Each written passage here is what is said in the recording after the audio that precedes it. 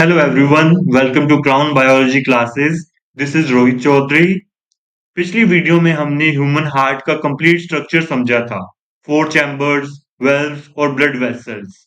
लेकिन एक बहुत इंपॉर्टेंट क्वेश्चन, हार्ट बना ही क्यों है? ब्लड इसके अंदर करता क्या है? और सबसे इंटरेस्टिंग बात, आखिर ऑक्सीजन वाला ब्लड और कार्बन डाइऑक्साइड वाला ब्लड कभी मिक्स क्यों नहीं होता? आज की वीडियो के बाद ये सारे डाउट्स परमानेंटली क्लियर हो जाएंगे. डबल सर्कुलेशन समझने से पहले एक बार हार्ट का मैप समझ लेते हैं. अगर मैप ही नहीं पता होगा तो ब्लड की जर्नी कैसे समझ आएगी? सबसे पहले एक इंटरेस्टिंग फैक्ट, हार्ट हमारे चेस्ट के बिल्कुल सेंटर में नहीं होता. ये थोड़ा सा लेफ्ट साइड की तरफ टिल्टेड होता है और इसका साइज बस आपकी अपनी मुट्ठी, फिस्ट जितना. अब हार्ट को एक 4 रूम लग्जरी हाउस मान लो. इस हाउस में टोटल 4 चैम्बर्स होते हैं. अपर फ्लोर के 2 rooms, right atrium and left atrium. Lower floor के 2 powerful rooms, right ventricle and left ventricle. Rule याद रखना, एट्रिया ब्लड रिसीव करते हैं, वेंट्रिकल्स ब्लड पंप करते हैं. हार्ट की राइट साइड सिर्फ डीऑक्सीजनेटेड ब्लड हैंडल करती है. जैसे कि आप डायग्राम में देख सकते हो, मैंने ये ब्लू एरो से दिखाया है डीऑक्सीजनेटेड ब्लड का फ्लो. तो हार्ट की जो राइट साइड है वो डीऑक्सीजनेटेड ब्लड हैंडल करती है. बॉडी से इम्प्योर ब्लड सुपीरियर और इंफीरियर वेना कावा के थ्रू राइट एट्रियम में आता है. ये है सुपीरियर वेना कावा और ये है इंफीरियर वेना कावा. तो इन दो वेन्स के थ्रू जो इम्प्योर ब्लड है वो राइट एट्रियम के अंदर आता है. राइट एट्रियम से ट्राइकस्पिड वाल्व के थ्रू राइट वेंट्रिकल में जाता है. अब वेल्व को गेटकीपर समझो. इसका काम है ट्रैफिक को सिर्फ एक डायरेक्शन में चलाना. ब्लड को रिवर्स गियर लगाने की परमिशन नहीं मिलती. ये जो वेल्व होते हैं ये ब्लड के बैक फ्लो को प्रिवेंट करते हैं. अब राइट वेंट्रिकल ब्लड को पल्मोनरी आर्टरी के थ्रू, ये रही पल्मोनरी आर्टरी, इसके थ्रू लंग्स तक भेजता है, टू लंग्स. राइट वेंट्रिकल क्या करता है? जो डीऑक्सीजनेटेड ब्लड आया है राइट एट्रियम से, उस डीऑक्सीजनेटेड ब्लड को ये जो पल्मोनरी आर्टरी है, इस पल्मोनरी आर्टरी की हेल्प से लंग्स तक भेजता है. पल्मोनरी आर्टरी एक स्पेशल आर्टरी है क्योंकि ये डीऑक्सीजनेटेड ब्लड कैरी करती है. Normally arteries oxygenated blood carry करती है, but this is an exception. अगर हम हार्ट की लेफ्ट साइड की बात करें, लंग्स में ऑक्सीजन लेकर ब्लड वापस पल्मोनरी वेन्स के थ्रू लेफ्ट एट्रियम में आता है. तो ये रही pulmonary veins. In pulmonary veins के थ्रू लेफ्ट एट्रियम में ब्लड ऑक्सीजन लेकर आता है लंग्स से. पल्मोनरी वेन्स भी एक्सेप्शन है क्योंकि ये ऑक्सीजनेटेड ब्लड कैरी करती है.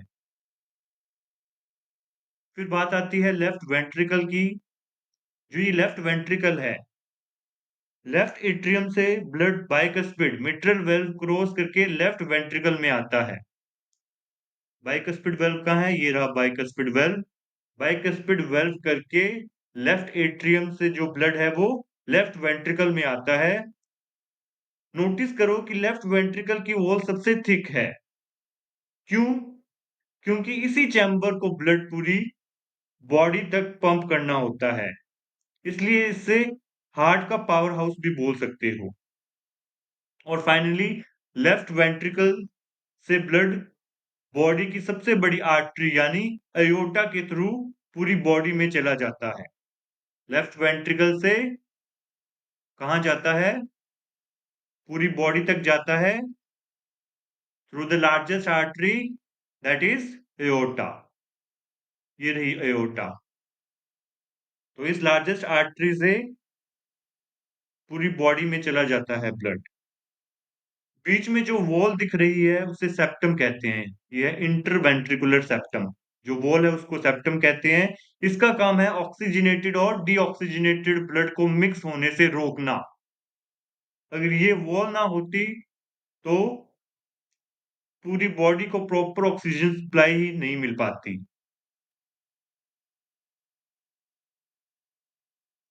अब स्ट्रक्चर क्लियर हो गया।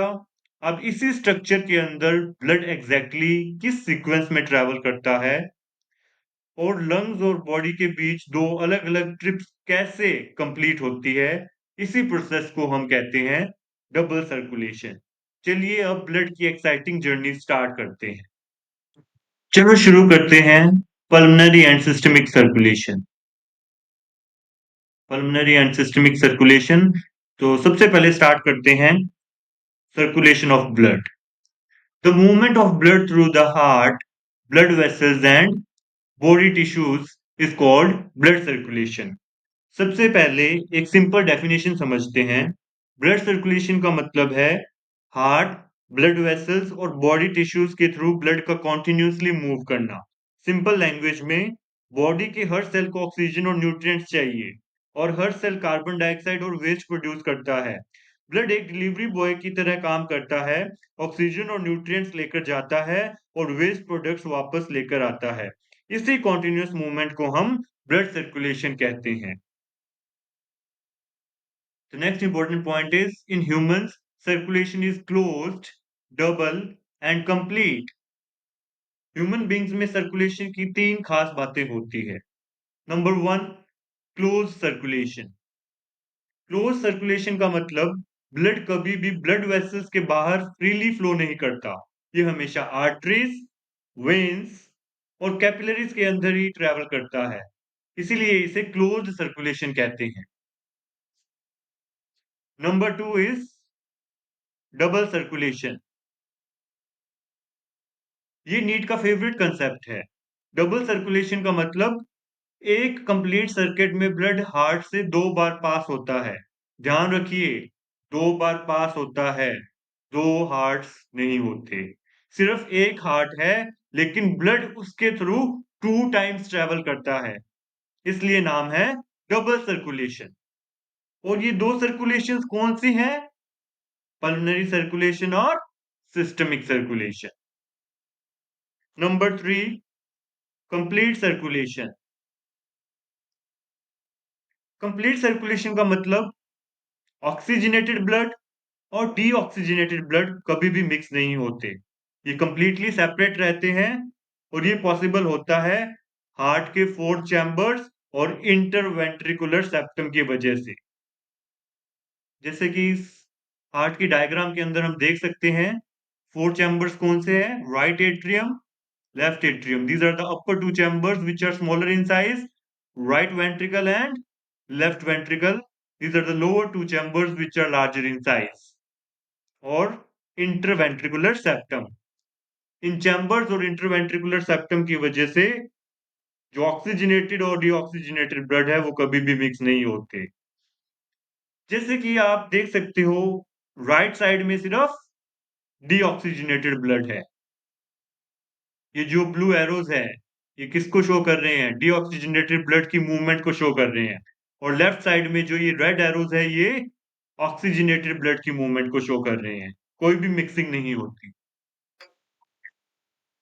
Double circulation consist of pulmonary circulation and systemic circulation. अब सबसे पहले समझते हैं पल्मोनरी सर्कुलेशन। पल्मोनरी वर्ड किससे बना है? जो ये वर्ड पल्मोनरी है, ये किससे बना है? ये बना है पल्मो से। Pulmo means lungs. तो पल्मोनरी सर्कुलेशन का मतलब हुआ हार्ट और लंग्स के बीच ब्लड का सर्कुलेशन। सिंपल डेफिनेशन बोल सकते हैं, डीऑक्सीजनेटेड ब्लड हार्ट से लंग्स तक जाता है, वहां ऑक्सीजन लेकर वापस ऑक्सीजनेटेड ब्लड बनकर हार्ट में आ जाता है, इसीलिए इसे लंग सर्कुलेशन भी कहते हैं। तो डेफिनेशन देख लेते हैं। Pulmonary circulation is the pathway through which deoxygenated blood is transported from the right ventricle to the lungs for oxygenation। तो अब आप याद करिए, हमने हार्ट के स्ट्रक्चर में देखा था कि जब राइट एट्रियम कॉन्ट्रैक्ट करता है तो राइट वेंट्रिकल के अंदर डीऑक्सीजनेटेड ब्लड आता है। तो वो जो डीऑक्सीजनेटेड ब्लड है वो राइट वेंट्रिकल से लंग्स तक जाता है। कौन लेकर जाता है उसको? Pulmonary artery. Pulmonary artery lungs तक लेकर जाती है ऑक्सीजनेशन के लिए। और जब उस ब्लड के अंदर ऑक्सीजन होगी, मतलब ऑक्सीजनेटेड ब्लड वापस किसके अंदर आएगा? लेफ्ट एट्रियम के अंदर आएगा। लेफ्ट एट्रियम के अंदर पल्मोनरी वेन्स के थ्रू लेफ्ट एट्रियम के अंदर ऑक्सीजनेटेड ब्लड आएगा।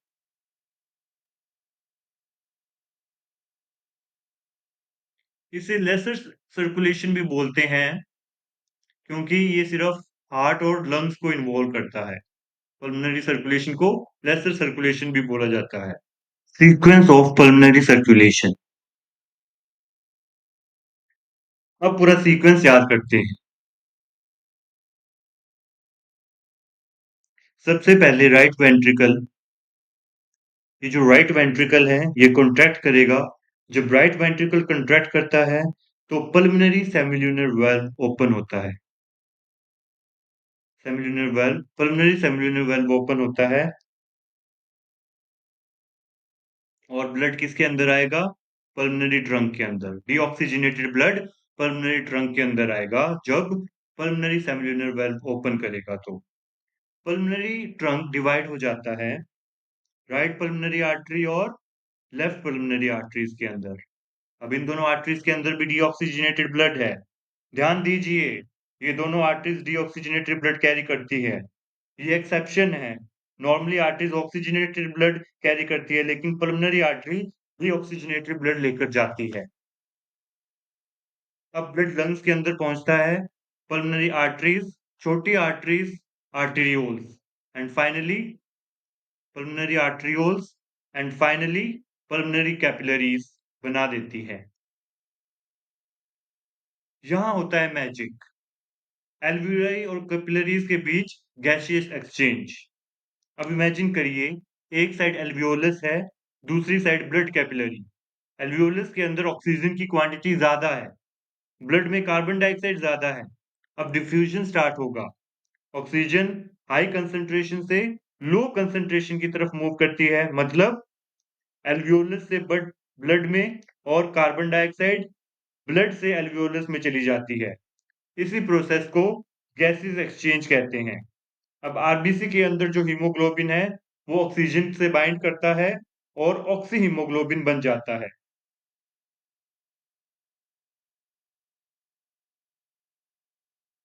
रिजल्ट क्या होता है इसका? जो डीऑक्सीजनेटेड ब्लड है वो अब ऑक्सीजनेटेड बन चुका है। अब ऑक्सीजनेटेड ब्लड को वापस हार्ट जाना है। सीक्वेंस याद रखिए। पल्मोनरी कैपिलरी से किसके अंदर जाएगा? Pulmonary venules, then four pulmonary veins and then finally to the left atrium. चलिए पल्मोनरी सर्कुलेशन का मैकेनिज्म पढ़ते हैं। Step one is right ventricular contraction. सबसे पहले राइट वेंट्रिकल कॉन्ट्रैक्ट करता है। जब राइट वेंट्रिकल कॉन्ट्रैक्ट करता है तो पल्मोनरी सेमिल्यूनर वाल्व ओपन होता है और ब्लड पल्मोनरी ट्रंक में एंटर करता है। अब जो ब्लड होगा वो ऑक्सीजनेटेड होगा या deoxygenated? Yes, deoxygenated blood pulmonary trunk के अंदर एंटर करता है। During ventricular systole the right ventricle contracts, the pulmonary cellular valve opens, allowing deoxygenated blood to enter the pulmonary trunk. Step two में क्या होता है? Blood reaches the lungs. Pulmonary trunk divide हो जाता है राइट पल्मोनरी आर्टरी और left pulmonary artery के अंदर। अब जो ये दोनों आर्टरीज है वो रिस्पेक्टिव लंग्स के अंदर एंटर करेगी। ये दोनों आर्टरीज डीऑक्सीजनेटेड ब्लड कैरी करती है, ये एक्सेप्शन है। Normally arteries oxygenated blood carry करती है, लेकिन पल्मोनरी आर्टरी डीऑक्सीजनेटेड ब्लड लेकर जाती है। तो पल्मोनरी ट्रंक किसमें डिवाइडेड होगा? Right pulmonary artery and left pulmonary artery carrying deoxygenated blood to their respective lungs. These arteries transport deoxygenated blood to their respective lungs. Third step है about gas exchange. Step third is about gas exchange. अब blood lungs के अंदर पहुंचता है, pulmonary arteries के अंदर, छोटी arteries के अंदर, आर्टरियोल्स के अंदर, और फाइनली पल्मोनरी कैपिलरीज बना देती है। यहां होता है मैजिक, एल्व्यूलाई और कैपिलरीज के बीच gaseous exchange. Pulmonary arteries divide into arterioles and capillaries surrounding the alveoli. तो कैपिलरीज और एल्वियोलाई के बीच में होगा गैसियस चेंज। अब इमेजिन करिए, एक साइड एल्वियोलस है, दूसरी साइड ब्लड कैपिलरी है। एल्वियोलस के अंदर ऑक्सीजन की क्वांटिटी ज्यादा है, ब्लड में कार्बन डाइऑक्साइड ज्यादा है, जैसे कि आप देख सकते हो ब्लड के अंदर कार्बन डाइऑक्साइड ज्यादा है और एल्वियोलाई के अंदर ऑक्सीजन ज्यादा है। अब डिफ्यूजन स्टार्ट होता है, ऑक्सीजन हाई कंसंट्रेशन से लो कंसंट्रेशन की तरफ मूव करती है, मतलब एल्वियोलस से ब्लड में। ऑक्सीजन कहां पे जाएगी? एल्वियोलस से ब्लड के अंदर। देखो एल्वियोलस से ब्लड के अंदर जा रही है ऑक्सीजन, हाई कंसंट्रेशन से लो कंसंट्रेशन के अंदर, और कार्बन डाइऑक्साइड ब्लड से एल्वियोलस में चली जाती है। अब हम यहाँ पे देख सकते हैं कि जो कार्बन डाइऑक्साइड है वो ब्लड से एल्वियोलस के अंदर जा रही है, from high concentration to low concentration. इसी प्रोसेस को गैसियस एक्सचेंज कहते हैं।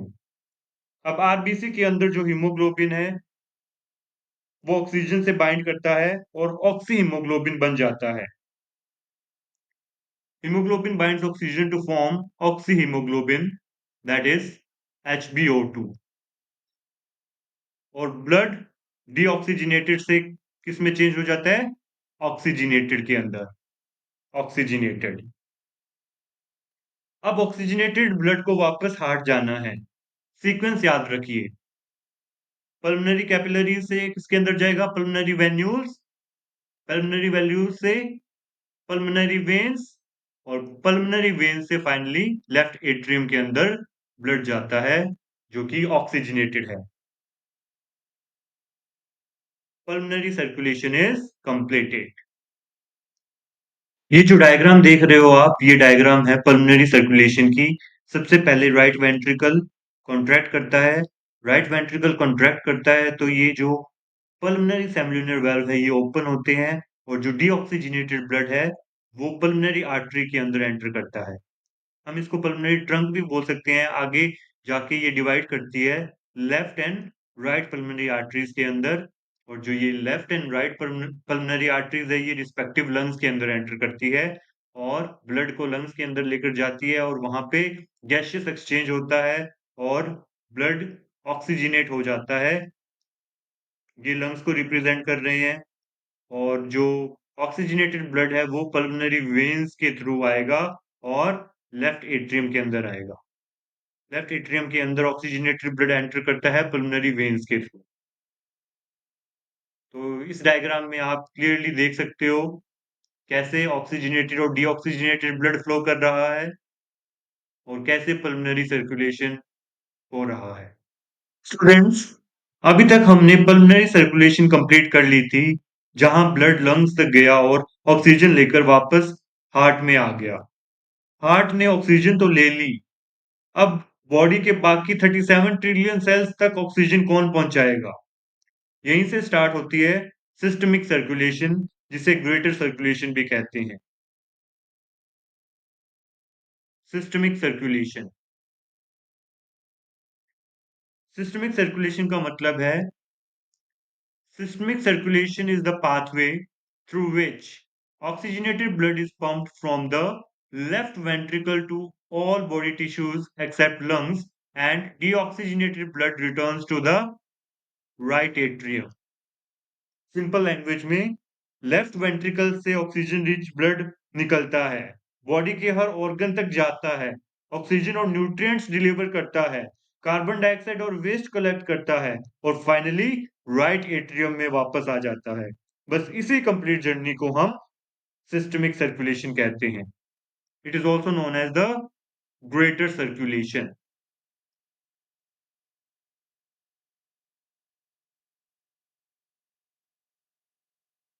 स्कीमेटिक रिप्रेजेंटेशन देख लेते हैं।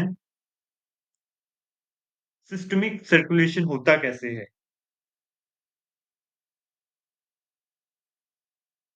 जर्नी की शुरुआत होती है लेफ्ट वेंट्रिकल से। ये हार्ट का सबसे मस्कुलर चैम्बर है। क्वेश्चन है, सबसे मस्कुलर क्यों?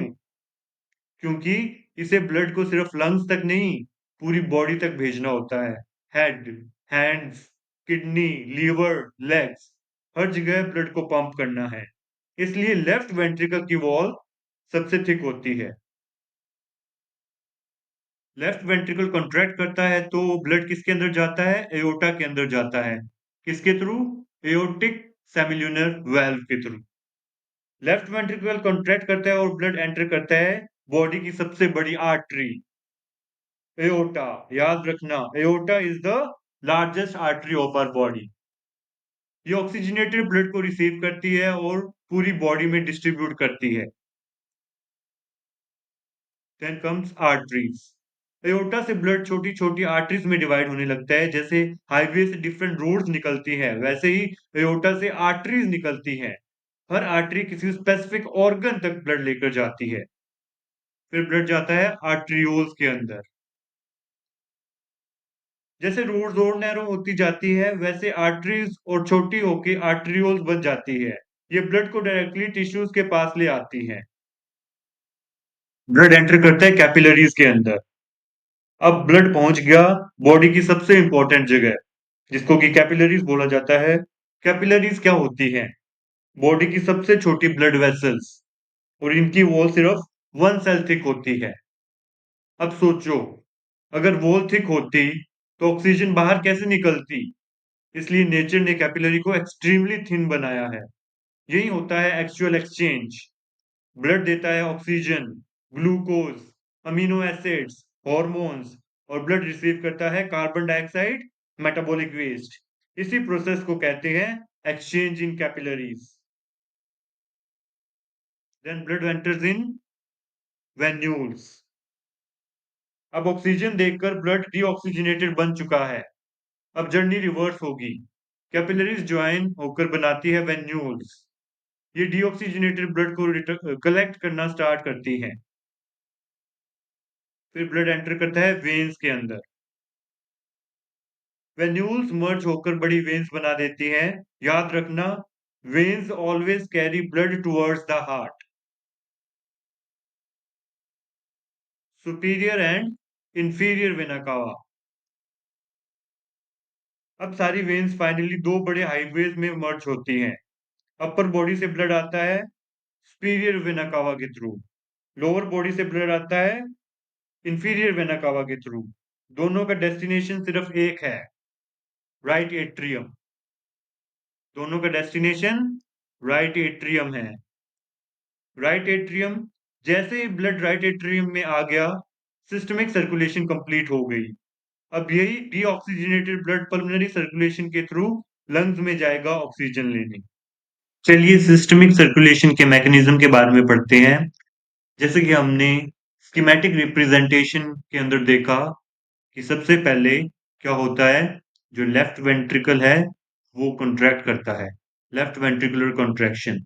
वेंट्रिकुलर सिस्टोल, सिस्टोल मतलब कॉन्ट्रैक्शन। वेंट्रिकुलर सिस्टोल के दौरान क्या होगा, जो लेफ्ट वेंट्रिकल है वो कॉन्ट्रैक्ट करेगा फोर्सफुली, और जो ब्लड प्रेजेंट होगा उस वेंट्रिकल के अंदर वो एओर्टिक सेमिल्यूनर वेल्व के थ्रू एओर्टा के अंदर आ जाएगा।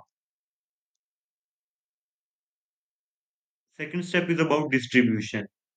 अब जो एओर्टा है वो आगे जाके काफी सारी आर्टरीज के अंदर ब्रांच करती है, gives rise to arteries supplying. तो ये आर्टरीज ब्लड को कहाँ पर लेकर जाएगी? Brain, heart.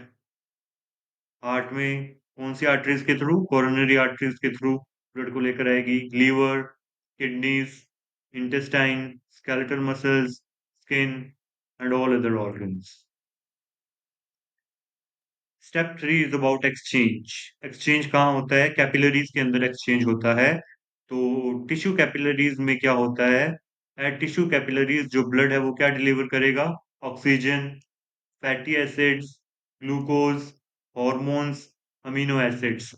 और ब्लड रिसीव क्या करेगा? Blood receives carbon dioxide, urea and metabolic waste. तो इससे क्या होगा, जो ऑक्सीजनेटेड ब्लड होगा वो क्या हो जाएगा, डीऑक्सीजनेटेड। ऑक्सीजनेटेड ब्लड डीऑक्सीजनेटेड में कन्वर्ट हो जाएगा। Fourth and the last step is, step fourth is about venous return. जो डीऑक्सीजनेटेड ब्लड है वो हार्ट के अंदर आएगा, तो कैपिलरीज वेन्यूज बनाती है, वेन्स बनाएंगे ये, और सुपीरियर और इंफीरियर वेना कावा के थ्रू जो डीऑक्सीजनेटेड ब्लड है वो फाइनली किसके अंदर आएगा, राइट एट्रियम के अंदर आएगा। Systemic circulation is completed.